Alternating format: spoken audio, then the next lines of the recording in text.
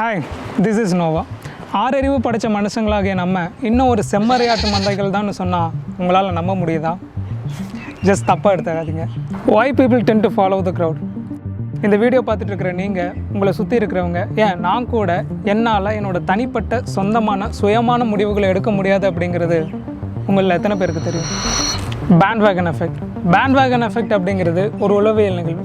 பொதுவாக நம்மளை சுற்றி இருக்க மக்கள் எல்லாத்தையும் பாருங்களேன், இங்கே இருக்கிறவங்க எல்லாம் மற்றவங்க என்ன செய்கிறாங்களோ அதை தான் அவங்களும் செய்கிறாங்க. சிம்பிளாக சொல்லப்போனால் மக்கள் ஒரு முடிவுக்கு வருவாங்க, ஏன்னா அந்த முடிவை ஆல்ரெடி நிறையா பேர் எடுத்துருக்கிறதால. மறுபடியும் கேளுங்க, ஏன்னா அந்த முடிவை ஆல்ரெடி ஏகப்பட்ட பேர் எடுத்துருக்கிறதால மக்கள் அந்த முடிவுக்கு வருவாங்க.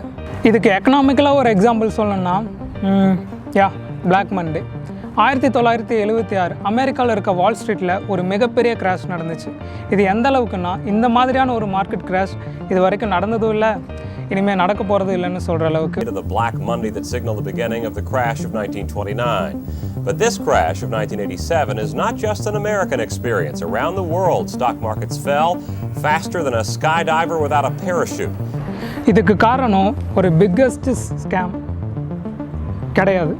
இது சாதாரணமாக ஆரம்பித்து ஒரு நார்மலான டே தான். கொஞ்சம் பங்கு ஏற்றத்தாழ்வு இருந்துச்சு.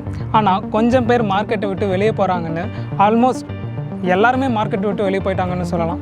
இதனால் அமெரிக்கன் வால் ஸ்ட்ரீட்டுக்கு ஒரு மிகப்பெரிய கம்ப்ளீட்டான லாஸ் இருந்துச்சு. இதிலிருந்து வால் ஸ்ட்ரீட் மறுபடியும் ரிகவர் ஆகிறதுக்கு 25 வருஷம் ஆச்சு.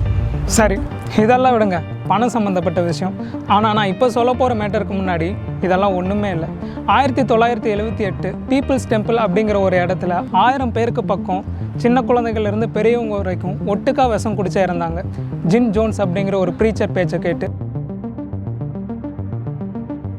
கொஞ்சம் யோசிச்சு பாருங்கள், உங்கள் கையில் ஒரு விஷ பாட்டில் கொடுத்து நீங்கள் அதை குடிங்க அப்படின்னா, அதை குடிக்கிற அளவுக்கு நான் என்ன முட்டாளா அப்படின்னு உங்களுக்கு யோசிக்க தோணலாம். ஆனால் நம்ம எல்லாருமே ஒரு விதத்தில் முட்டாளாக தான் இருக்கும்.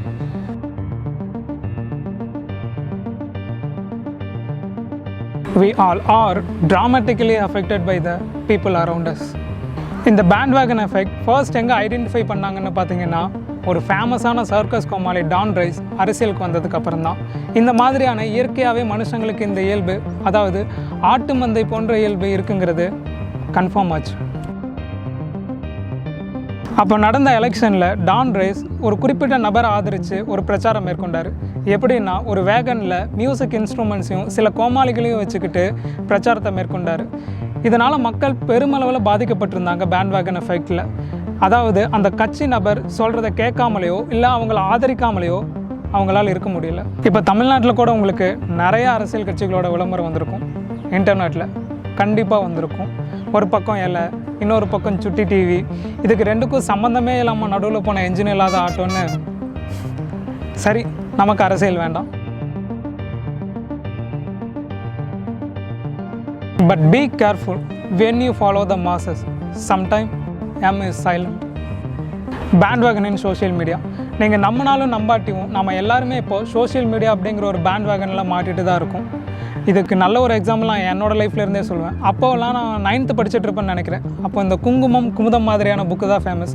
அதில் நடு பேஜில் ஃபேஸ்புக்கில் இந்த நடிகர் இணைந்தார், இந்த நடிகை அந்த நடிகருக்கு அந்த கமெண்ட் போட்டார்னு ரொம்ப பயங்கரமாக இருக்கும். என்னடா இப்படியெல்லாம் நடக்குதா அப்படின்னு சொல்லிட்டு.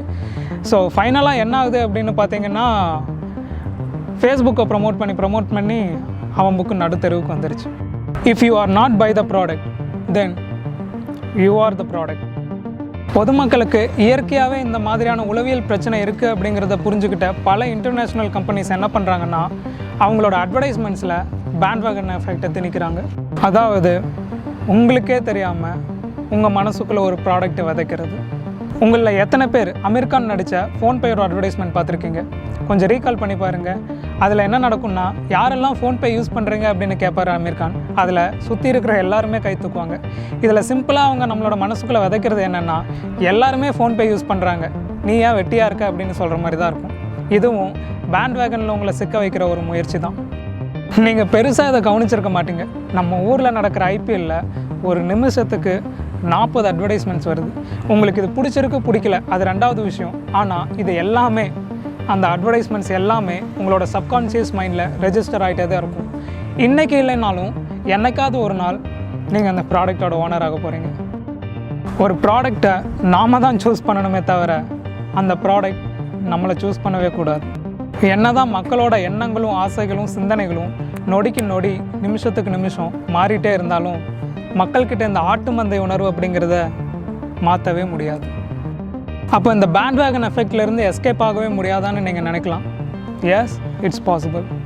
பேண்ட் வேகன் எஃபெக்ட் அப்படிங்கிறது மனித இனத்தோட இயல்பு தான்.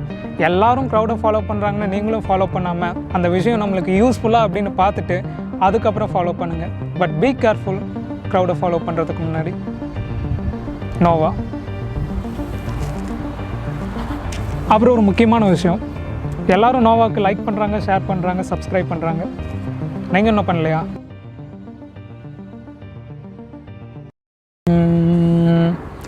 பேண்ட் வேகன் எஃபெக்ட் அப்படிங்கிறது மனித இனத்தோட இயல்பு. எல்லாரும் பண்ணுறது. ஸோ காய்ஸ், இந்த உலகத்தில் வந்து பல கோடி மக்கள் வாழ்ந்துட்டு இருக்காங்க. என்னதான் பல கோடி மக்கள் வாழ்ந்துட்டு இருந்தாலும் ஒவ்வொரு தனிப்பட்ட மனிதனுடைய மனநிலை அப்படிங்கிறது ரொம்ப டிஃப்ரெண்ட்டாக இருந்துட்டு இருக்கு. ஒருத்தனுக்கு பணம் அப்படிங்கிறது ரொம்ப முக்கியமாக கருதப்படுது, ஒருத்தனுக்கு மனிதர்கள் அப்படிங்கிறது ரொம்ப முக்கியமாக கருதப்படுது.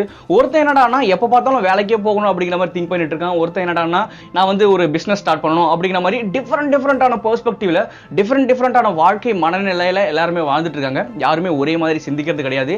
எல்லாருமே மாறுபட்ட கோணத்தில் இந்த வாழ்க்கையை பார்த்துட்டு இருக்காங்க. ஸோ இந்த வீடியோ நம்ம எதை பத்தி பார்க்க போறோம்னா, இந்த வாழ்க்கை ஏன் இந்த மாதிரி இருந்துட்டு இருக்கு, ஏன் எல்லாருமே ஒரே மாதிரி இருக்க முடியல, ஏன் எல்லாராலையும் ஒரே மாதிரி சிந்திக்க முடியறது கிடையாது, இங்க என்னதான் பிரச்சனை நடந்துட்டு இருக்கு, இந்த உண்மை பொய் அப்படின்னு நிறைய விஷயங்கள் சொல்றாங்க தெரியுமா. இதுல எதுதான் வந்து ரியாலிட்டி ஆஃப் லைஃப் அப்படிங்கறத பத்தி சின்ன ஒரு புரிதல் தான் இந்த வீடியோல நம்ம பார்க்க போறோம். ஸோ மறக்காம அப்டேன் வரைக்கும் இந்த வீடியோ ஃபுல்லா பாருங்க. அண்ட் அதுக்கு முன்னாடி இந்த வீடியோட குவாலிட்டி எப்படி இருக்கு அப்படின்ட்டு மறக்காம கமெண்ட்ல சொல்லிடுங்க. ஏன்னா கொஞ்சம் கொஞ்சமா சேனல் வந்து அப்கிரேட் பண்ணணும் இல்லையா. இன்னைக்கு வந்து வீடியோ குவாலிட்டி கொஞ்சம் இம்ப்ரூவ் பண்ணணும் அப்படிங்கிறதுக்காக ஒரு சில செட்டப்ஸ்லாம் பண்ணி வச்சிருக்கேன். ஸோ மறக்காம வீடியோ குவாலிட்டி எப்படி இருக்கு அப்படிங்கிறத வந்து கமெண்ட் பாக்ஸில் சொல்லிடுங்க. Welcome to the channel வெறுங்கிரி.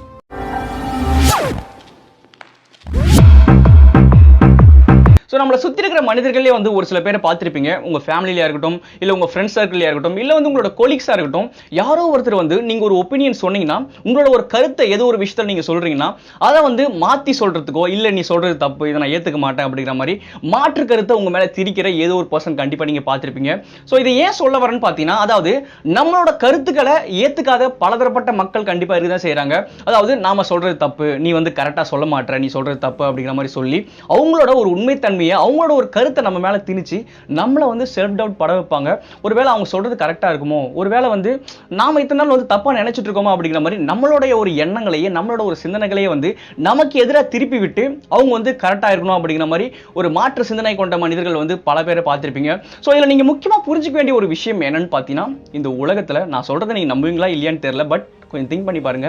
உண்மை பொய் அப்படிங்கிற ரெண்டு விஷயத்தை வச்சு தான் இந்த உலகமே இயங்கிட்டு இருக்குன்னு சொல்லலாம். ஒரு தரப்பு வந்து ஒரு விஷயத்தை உண்மை அப்படின்னு சொல்லுவாங்க, இன்னொரு தரப்பு வந்து அதே விஷயத்தை தப்பு அப்படிங்கிற மாதிரி சொல்லுவாங்க. ஸோ இந்த உண்மை பொய் அப்படிங்கிற ரெண்டு விஷயங்களை வச்சு தான் இந்த உலகத்தில் எல்லாமே நடந்துட்டு இருக்கு. எல்லா விஷயங்களுமே இந்த உண்மை பொய், கரெக்ட் தப்பு, ரைட்டு ராங்கு, ட்ரூ ஃபால்ஸ் அப்படிங்கிற மாதிரி எல்லாமே இருந்துட்டு இருக்கு. ஸோ இந்த மாதிரி உண்மை பொய் இது ரெண்டு மட்டுமே சார்ந்து இயங்கிக்கிட்டு இருக்க இந்த உலகத்தில் என்னுடைய புரிதல் என்னன்னு பார்த்தீங்கன்னா, உண்மையை சொல்லணும்னா இந்த உலகத்தில் உண்மை பொய் அப்படிங்கிற மாதிரி எதுவுமே கிடையவே கிடையாது.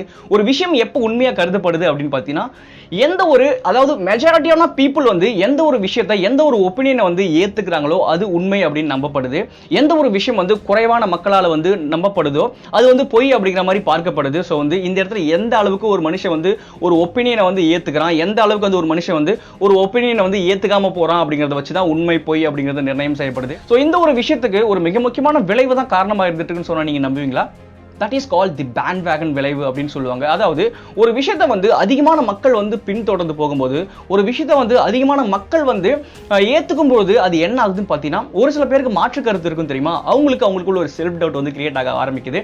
எப்படின்னா, அதாவது இத்தனை பேர் இதை ஃபாலோ பண்றாங்க இல்லையா, ஸோ அத்தனை பேர் ஃபாலோ பண்றாங்க அப்படிங்கிறதுனால கண்டிப்பாக அது சரியாக தான் இருக்கும். ஸோ இத்தனை பேருக்கு இந்த விஷயம் பிடிச்சிருக்குன்னா கண்டிப்பாக நமக்கும் இந்த விஷயம் வந்து பிடிச்ச மாதிரி நம்ம மாற்றிக்கணும் அப்படிங்கிற மாதிரி அவங்களோட ஒரு செல்ஃப் திங்கிங்கே, அவங்களோட ஒரு சுய மதிப்பீடுகளையும் சுய எண்ணங்களையும் மாத்திக்க வைக்கிற மாதிரியான ஒரு விளைவு தான் இதுன்னு சொல்லலாம். அதாவது மெஜாரிட்டியான பீப்புள் வந்து இதை ஃபாலோ பண்றாங்க அப்படிங்கிறதுனால ஓகே இத்தனை பேர் இதை ஃபாலோ பண்றாங்க, இது கரெக்டாக தான் இருக்கும் அப்படிங்கிற மாதிரி நம்மளுடைய ஒரு சுய முடிவுகளையே மாற்றி வைக்கிற ஒரு விளைவு தான் இந்த பேண்ட் வேகன் விளைவு அப்படின்னு சொல்லுவாங்க. ஸோ இது மூலமா நான் என்ன சொல்ல வரேன்னு பார்த்தீங்கன்னா, அதாவது உங்களுக்கு ஒரு சிந்தனை ஏற்படுது, உங்களுக்கு ஒரு விஷயம் தோணுதுன்னா ஜஸ்ட் பிலீவ் தட். தேவையில்லாமல் மற்றவங்க கூட கம்பேர் பண்ணிக்கிட்டு உங்க மேல ஒரு சுய சந்தேகம் அப்படிங்கிறது நீங்க கண்டிப்பாக படவே படாதீங்க. ஸோ இதுக்கு பெஸ்ட்டான ஒரு எக்ஸாம்பிள் சொல்லணும்னா, மற்றவங்களோட கருத்துக்களும் வந்து கரெக்ட், நீங்க சொல்ற ஒரு கருத்தும் கரெக்ட் அப்படிங்கிறதுக்கான ஒரு பெஸ்ட்டான எக்ஸாம்பிள் சொல்லணும்னா, கடவுள் இருக்காரா இல்லையா அப்படிங்கிற ஒரு கேள்வி ஒருத்தர்கிட்ட போய் கேட்டிங்கன்னா பல பேர் பல விதமாக சொல்லிட்டு இருப்பாங்க. ஒரு சில பேர் நம்புவாங்க, ஒரு சில பேர் நம்ப மாட்டாங்க. உங்களுக்கே கூட மாறுபட்ட கருத்து அந்த ஒரு கேள்வியில் கண்டிப்பாக இருக்க தான் செய்யும். ஸோ வந்து ஒருத்தர் வந்து கடவுள் இருக்காரு அப்படின்னு சொல்கிறாருன்னா அவருக்கு அந்த கடவுள் மூலமாக ஏதோ ஒரு ஆதாயம் கிடைச்சிருக்கு, அதனால கடவுள் அவர் நம்புறாரு. ஒருத்தருக்கு வந்து கடவுள் இல்லை அப்படிங்கிற ஒரு நம்பிக்கையில் அவர் இருந்துட்டு இருக்காருன்னா அவருக்கு வந்து கடவுள் மூலமாக நமக்கு எதுவுமே கிடைக்கிறது கிடையாது, நாம உழைச்சா மட்டும்தான் நமக்கு என்ன தேவையோ அதை நம்ம பொருளிட்ட முடியும் அப்படிங்கிற ஒரு நம்பிக்கையில் அவர் இருந்துட்டு இருக்காரு. ஸோ வந்து இவர் சைட்ல இருந்து பார்க்கும்போது இவர் வந்து தப்பா தெரிவாரு, இவர் சைட்ல இருந்து பார்க்கும்போது இந்த பக்கம் இருக்கிறவர் வந்து தப்பா தெரிவாரு. பட் நான் என்ன சொல்ல வரேன்னு பார்த்தீங்கன்னா ரெண்டு பேரோட புரிதலுமே கரெக்டாக தான் இருந்துட்டு இருக்கு. அவங்களோட பெர்ஸ்பெக்டிவ்ல அவங்க பார்க்குற விஷயம் அப்படிங்கிறது ரொம்ப சரியா இருந்துட்டு இருக்கு. ஸோ வந்து தேவையில்லாம மற்றவங்களை வந்து நம்ம வந்து தப்பா சொல்லிட்டோ இல்லை வந்து மற்றவங்க வந்து ஒரு மாற்று கருத்தை தெரிவிச்சுக்கிட்டோ நாம கண்டிப்பாக இருக்க வேணாம். அவங்களோட புரிதல் அப்படிதான் இருந்துட்டு இருக்கு.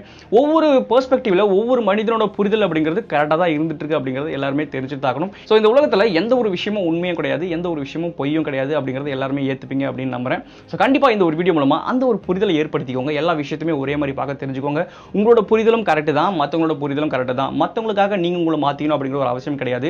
மற்றவங்க வந்து ஒரு விஷயத்தை வந்து மெஜாரிட்டியான பீப்புள் வந்து ஃபாலோ பண்ணி போகிறாங்க அப்படிங்கிறதுக்காக அது கரெக்டாக இருக்கணும் அப்படிங்கிற ஒரு அவசியம் கிடையவே கிடையாது. ஸோ வந்து எதுவாக இருந்தாலும் உங்களோட ஒரு உண்மையான ஒரு டெசிஷன் எடுக்க தெரிஞ்சுக்கோங்க. உங்களுக்கு ஒரு விஷயம் தப்பாக படுதுன்னா அது தப்பு தான், உங்களுக்கு ஒரு விஷயம் சரியாப்படுதுன்னா அது கண்டிப்பாக சரிதான். ஸோ உங்களோட புரிதல்களை ஏற்படுத்திக்கிட்டு உங்கள் மேலே பிலீவ் பண்ணி எல்லா விஷயத்தையுமே நீங்கள் வந்து ட்ரை பண்ண பாருங்கள். ஸோ கண்டிப்பாக இந்த ஒரு பகுத்தறியும் திறனை வந்து உங்களுக்குள்ள வளர்த்துக்கிட்டு எதுவாக இருந்தாலும் உங்களுக்கு பிடிச்ச மாதிரி நீங்கள் பண்ணிட்டு போங்களேன். அதை தான் நான் வந்து இந்த வீடியோ மூலமாக சொல்ல விரும்புகிறேன். ஸோ கண்டிப்பாக இந்த வீடியோ வந்து உங்களுக்கு பிடிச்சிருக்கும் நம்புறேன். பிடிச்சிருந்துச்சுன்னா மறக்காம உங்கள் ஃப்ரெண்ட்ஸோட வந்து ஷேர் பண்ணிக்கோங்க. அண்ட் அதுக்கு முன்னாடி நம்ம சேனல் வந்து சப்ஸ்கிரைப் பண்ணிக்கோங்க. பக்கத்தில் இருக்க பெல் ஐகான் கிளிக் பண்ணிங்கன்னா நான் போகிற ஒவ்வொரு வீடியோக்கும் உங்களுக்கு நோட்டிஃபிகேஷன் வந்துட்டு இருக்கும். ஸோ தேங்க்யூ, தேங்க்ஸ் ஃபார் வாட்சிங் this video. Be happy, be optimistic.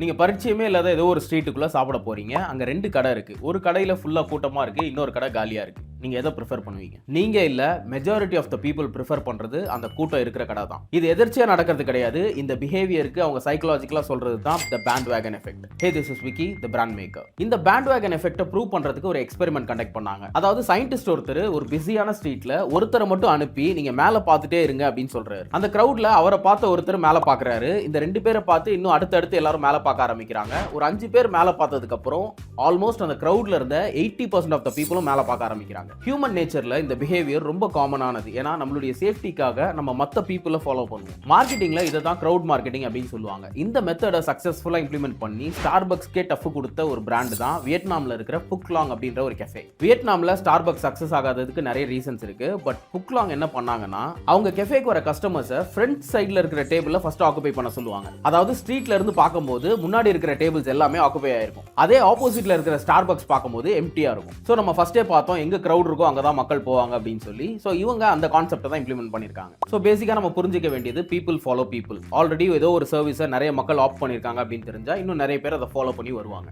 இது இந்த மாதிரி ஹோட்டல்ஸ், ரெஸ்டாரண்ட் அண்ட் கஃபேஸ்க்கு மட்டும் தான் ஒர்க் ஆகும்னு கிடையாது. இது எல்லா பிசினஸ்க்கும் இதை இம்ப்ளிமெண்ட் பண்ணலாம். இந்த கஸ்டமர் டெஸ்டிமோனியல்ஸ் 10,000+ ஹாப்பி கஸ்டமர்ஸ் அப்படின்னு காட்டுறது, இந்த ஃபாலோவர்ஸ் அண்ட் சப்ஸ்கிரைபர்ஸ், இது எல்லாமே kind of bandwagon effect தான். இன் ஷார்ட் நம்ம புரிஞ்சிக்க வேண்டியது கிரவுட் அட்ராக்ட்ஸ் கிரவுட். அது ஆன்லைனா இருக்கலாம் இல்ல ஆஃப்லைனா இருக்கலாம்.